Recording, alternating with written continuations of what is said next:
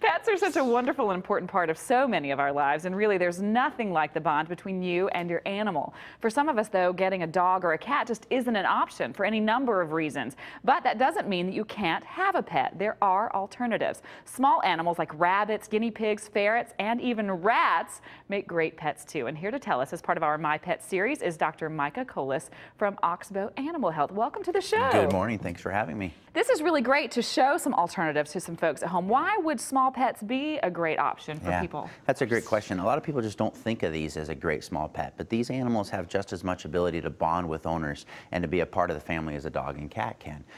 They're very, very giving, very interactive, and really fairly easy to take care of, which makes them a great first pet for a young family or maybe a family with a dog and a cat who wants to try something different or give their child that kind of first responsibility of taking care of a pet. Now, I have a Chihuahua. I've talked about him on the show before. I've had him for 13 years. I love that when I come home, he recognizes me, he gets all excited. We have this really great bond. Can you get a bond like that from a small pet? Absolutely. You know, these animals are just as capable of the human-animal bond that you're talking about as a dog or a cat. And sometimes I think more so. These animals are very, very perceptive. They'll pick up on when you and I are having a good day or when we've come home. I have clients tell me how their child comes home from a rough day at school and they'll find them in their bedroom playing on the floor with their guinea pig, finding comfort there, or the rabbit who will sit on the couch with you when you've had a rough day. They're very perceptive, a lot like a dog and a cat, because of that bond and because of that relationship that you can form with these guys. Now, of course, as folks at home can see, you've brought some great options for us. Who is this guy up front here? This is Ember. Ember is a Hoto rabbit. Hoto rabbits typically are around 2.5 to 3 pounds, a fairly small rabbit, but rabbits, just like dogs, come in a variety of breeds. They can be anywhere from 2.5 up to 10, 15, 20 pounds even. Rabbits can be very, very big. Tend to live anywhere from 7 up to 10, even 12 years of age. Overall, very, very healthy animals, easy to take care of. Really the key with any of these guys, but especially with rabbits who are herbivores, so they need plant material, is feeding them grass hay. And grass hay, which is high in fiber, is really important to their health, along with a high fiber grass hay type pellet, because nutrition is so key to keeping them healthy, which is going to allow them to live a long time and be a part of that bond that's so important. What about their personalities? Just as capable as a dog or a cat. You know, these guys are all unique, and I like to tell a story about a client of mine who got siblings, a male and a female, and the female was very dependent, wanted to be next to the mom all the time, would follow her around the house, would sit on the floor when she was folding laundry, whereas the young male, very independent, constantly patrolling the house, exploring noises. Sure, he'd come back to mom. The bunny explored the noises. Absolutely, yeah, come back to mom, and when it was time to get his loving, but his loving was on his time, and then when he was done, he'd go back to patrolling, back to doing his own thing. So very independent, completely different than his sister, and so their personalities can be just as unique as a dog and cat or as you as I. That's amazing. Now, one of the things that I was most surprised by, rats as a pet option.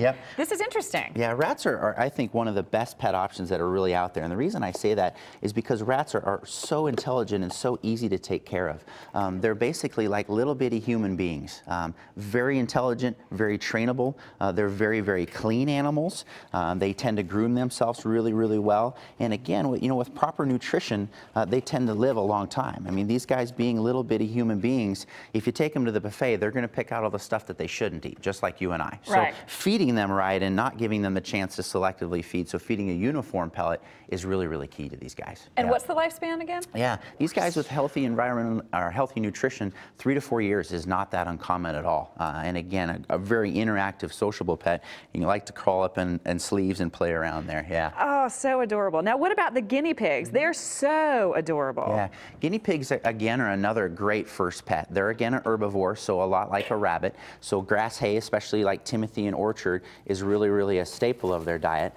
These guys also too are very vocal, and a lot of people don't realize that these guys will tell you what they think. They'll squeal when they're excited, they'll purr when they're comfortable, so they'll vocalize when they know it's time to get their treats, or they'll vocalize when mom's coming home.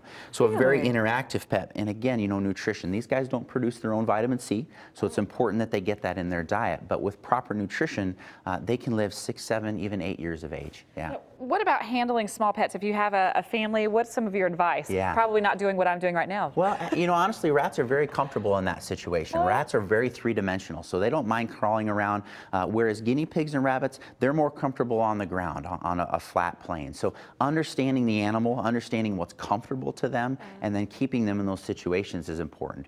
And how do you know how to choose which animal is right for you, right for your family? That's a huge thing. So educating yourself about not only what are the needs and what are the traits of the animal you're considering, but also what's your family after? Who's going to be the primary caregiver?